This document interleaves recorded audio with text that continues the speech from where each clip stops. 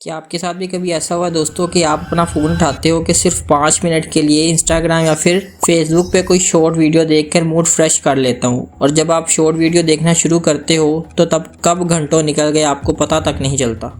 ये मसला तो हर दूसरे इंसान के साथ पेश आता है। आजकल एक इंसान 2.5 घंटे सोशल मीडिया पे गुजारता है बगैर किसी मकसद के, और करीब 2600 बार अपने फ़ोन को टच करता है। आखिर ऐसा क्या है इन सोशल मीडिया ऐप्स में जो कि ज़्यादा से ज़्यादा आपको हुक करके रखती हैं अपने प्लेटफॉर्म्स पे। असल में ये ऐप्स आपके दिमाग के नेचुरल रिवॉर्ड सिस्टम को हाईजैक कर लेती हैं, जिस वजह से ये ऐप्स ज़्यादा से ज़्यादा यूज़र्स को अपनी प्लेटफॉर्म पर हुक करके रखती हैं। आखिर ये ऐप्स कैसे हमारे ब्रेन के नेचुरल रिवॉर्ड सिस्टम के साथ खेलती हैं, और क्यों हम इतना ज़्यादा टाइम अपना स्पेंड करते हैं इन सोशल मीडिया ऐप्स पे, और सबसे बढ़कर इन सब चीज़ों का हमारी मेंटल हेल्थ पे क्या असर पड़ता है, आइए जानते हैं।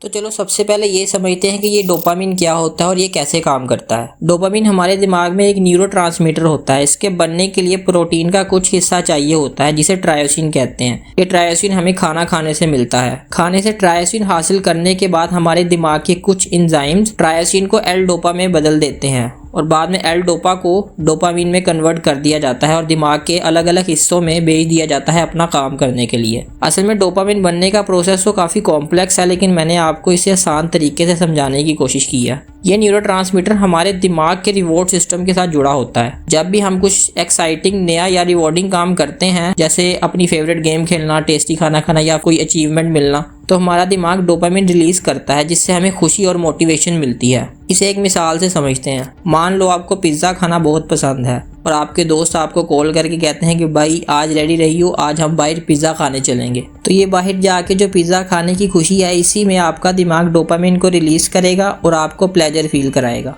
लेकिन जब आप पिज़्ज़ा खा लोगे तो क्या उसके बाद भी आपको वैसी ही खुशी मिलेगी?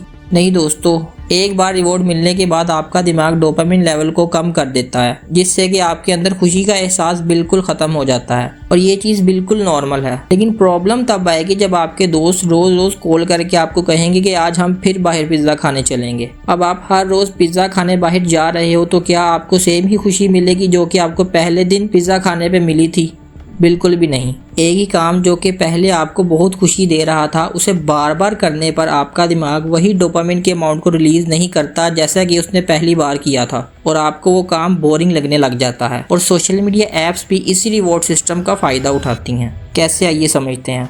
इन सोशल मीडिया ऐप्स को दुनिया के टॉप के अटेंशन इंजीनियर्स डिज़ाइन करते हैं, जिन्होंने ह्यूमन साइकोलॉजी में PhD कर रखी होती है। इन ऐप्स की कलर स्कीम क्या होगी, UI कैसा होगा, लाइक के बटन का कलर कैसा होगा, ये सब ये टेंशन इंजीनियर्स डिसाइड करते हैं, ताकि ज़्यादा से ज़्यादा लोग इन ऐप्स से एंगेज रहें। ये tension engineers social media apps को स्लॉट्स मशीन की तरह डिज़ाइन करते हैं। जैसे स्लॉट्स मशीन में आप कॉइन डालते हो, लीवर खींचते हो और अपने जीतने का इंतज़ार करते हो, तो ये मशीन आपको 2 सिंबल तो पहले बिल्कुल एक जैसे शो करवा देते हैं, जबकि तीसरा सिंबल बस मैच होते होते रह जाता है, जिससे कि आपके दिमाग में एक एंकर क्रिएट होता है कि आप जीत चुके हो, और आपका दिमाग को दोबारा मोटिवेट करता है फिर से ये गेम खेलने पर। साइकोलॉजी में इसे द नियर मिस इफेक्ट कहते हैं, और इसी साइकोलॉजिकल फिनोमेनन का फायदा ये सोशल मीडिया ऐप्स उठाती हैं। जब भी आप सोशल मीडिया पे आके कोई पोस्ट करते हो, तो कोई रैंडम बंदा आगे पोस्ट पे लाइक या फिर कमेंट करता है, तो ये लाइक आपके लिए एक रिवॉर्ड होता है, जिससे कि आपके दिमाग में डोपामिन रिलीज होता है और आपको खुशी देता है, जिससे कि आप फिर सोशल मीडिया पे आते हो,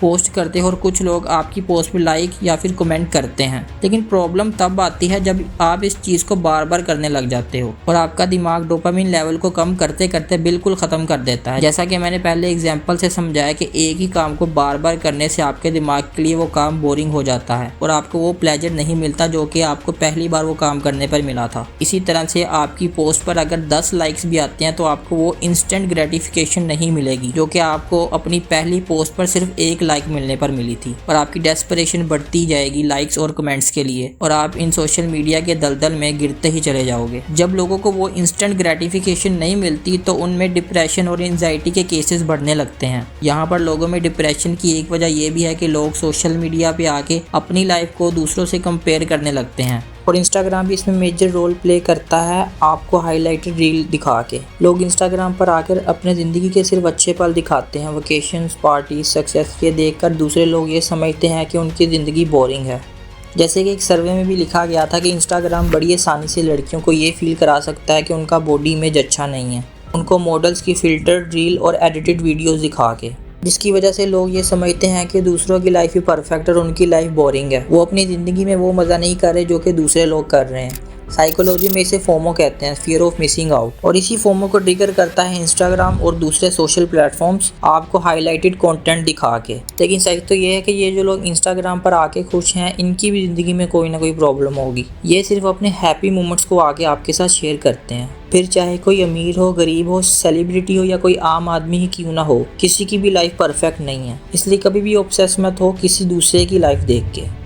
दूसरी जो सबसे बड़ी वजह है जो कि इन सोशल मीडिया ऐप्स को इतना ज़्यादा एडिक्टिव बनाती है वो है शॉर्ट फॉर्म कंटेंट। इसकी शुरुआत तो टिकटॉक ने की थी, लेकिन 2020 में ही था जब लोगों ने शॉर्ट फॉर्म कंटेंट को कंज्यूम करना शुरू किया, क्योंकि उस वक्त पेंडेमिक चल रहा था, पूरी दुनिया में लॉकडाउन था और टिकटॉक के एडिक्टिव एल्गोरिदम और एंगेजिंग वीडियोज़ की वजह से लोग इसके एडिक्टिव बन गए। और टाइम के साथ साथ यूट्यूब, इंस्टाग्राम और फेसबुक ने भी शॉर्ट वीडियो की आइडिया को अडेप्ट कर लिया और आज हर सोशल मीडिया प्लेटफॉर्म पर हमें शॉर्ट फॉर्म कंटेंट देखने को मिलता है।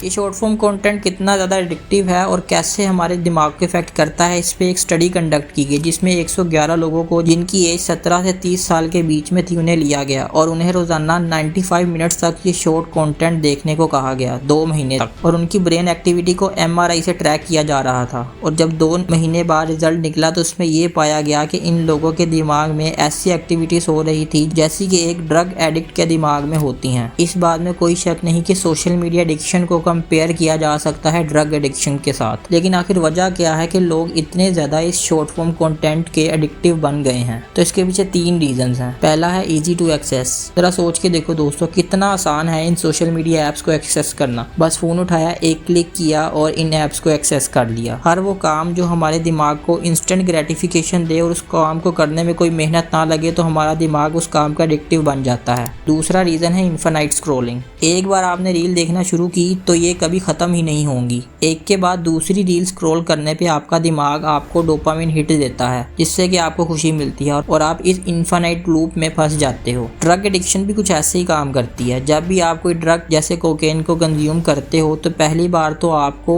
बहुत अच्छा लगेगा, लेकिन जब दूसरी बार आप दोबारा कोकेन यूज़ करोगे तो आपको पहले जैसी फीलिंग नहीं आएगी, जिस वजह से आप ज़्यादा ड्रग कंज्यूम करने लग जाओगे और करते करते आप इसके एडिक्ट बन जाओगे। इसी तरह से जब आप रील्स को 1-2 बार देखोगे तो आपको सिर्फ शुरू में ही इंस्टेंट ग्रेटिफिकेशन मिलेगी, लेकिन बार बार देखने पर आपको वो ग्रेटिफिकेशन नहीं मिलेगी जो कि पहले मिलती थी, जिस वजह से आप इंस्टेंट ग्रेटिफिकेशन के लिए घंटों घंटों इन ऐप्स पर गुजारने लग जाओगे। और इसी क्विक ग्रेटिफिकेशन के चक्कर में लोगों का अटेंशन स्पैम आज सिर्फ 8.25 सेकंड रह गया है, जो कि एक गोल्ड फिश से भी कम है। लोगों में एंजाइटी और डिप्रेशन के केसेस बढ़ने लग गए हैं। अमेरिकन साइकोलॉजी एसोसिएशन की रिपोर्ट के मुताबिक 43% लोगों ने ये रिपोर्ट किया कि उन्हें सोशल मीडिया की वजह से एंजाइटी और डिप्रेशन जैसी फीलिंग आती हैं। तीसरा जो मेन रीज़न है जो कि इन ऐप्स को इतना ज़्यादा एडिक्टिव बनाता है वो है इनका एल्गोरिदम। ये एल्गोरिदम प्रिडिक्ट करता है कि आपको क्या पसंद है, आप क्या देखना चाहोगे आपके पास्ट बिहेवियर को देख के। एक रील के बाद आपके सामने दूसरी रील कौन सी आएगी ये एल्गोरिदम डिसाइड करता है आपके लाइक्स और कमेंट्स देख के। और इंस्टाग्राम का एल्गोरिदम तो इतना ज़्यादा एडिक्टिव है कि अगर आप एक रील पे लाइक या फिर कमेंट नहीं करते, सिर्फ एक रील को पूरा देख लेते हो, फिर चाहे वो ट्रैवल रील हो, कॉमेडी रील हो या फिर कोई एजुकेशनल रील ही क्यों ना हो, तो अगली बार ये एल्गोरिदम आपके इंटरेस्ट के मुताबिक आपको वैसे ही रील दिखाएगा। और जाहिर सी बात है, जब ये एल्गोरिदम आपकी पसंद का कंटेंट आपको दिखाएगा तो आप क्यों नहीं घंटों घंटों ज़ाया करोगे रील देखने में। तो यही वो सब फैक्टर थे जो कि आपको मिलकर इस सोशल मीडिया का एडिक्टिव बना देते हैं। इसमें फ़ायदा तो इन कंपनीज के ओनर्स का है जो कि एड्स दिखाकर आपको अपना रेवेन्यू जनरेट करते हैं, लेकिन नुकसान आपका है क्योंकि टाइम आपका वेस्ट हो रहा है। लेकिन अब बात करते हैं कि हम इस एडिक्शन को कैसे ख़त्म कर सकते हैं। तो सबसे पहले तरीका जो है इस एडिक्शन से छुटकारा पाने का वो ये है कि आप इन ऐप्स को अपने मोबाइल से डिलीट कर दो। जैसा कि मेरे मोबाइल में ना तो टिकटॉक है, ना फेसबुक, ना ही इंस्टाग्राम। अगर आप इन ऐप्स को डिलीट नहीं कर सकते तो अपने मोबाइल की सेटिंग में नोटिफिकेशन में जाके जितने भी सोशल मीडिया ऐप्स के नोटिफिकेशन है उन सबको डिसेबल कर दो। अपनी डेली लाइफ में टाइम लिमिट सेट करो। दिन के किस किस हिस्से में आप कौन कौन सा काम करोगे और कब अपने मोबाइल को बिल्कुल भी हाथ नहीं लगाओगे, इसे पहले से ही डिसाइड करके रखो। ये रील्स डिज़ाइन ही इस तरीके से हैं कि आपका ज़्यादा से ज़्यादा टेंशन ग्रैब कर सकें। तो अगर आपको इससे बचना है तो आपको खुद अपनी इस हैबिट को बदलना होगा। तो यही थी दोस्तों आज की वीडियो। अगर आप यहाँ तक आए तो thank you for watching till the and. मिलते हैं नेक्स्ट वीडियो में।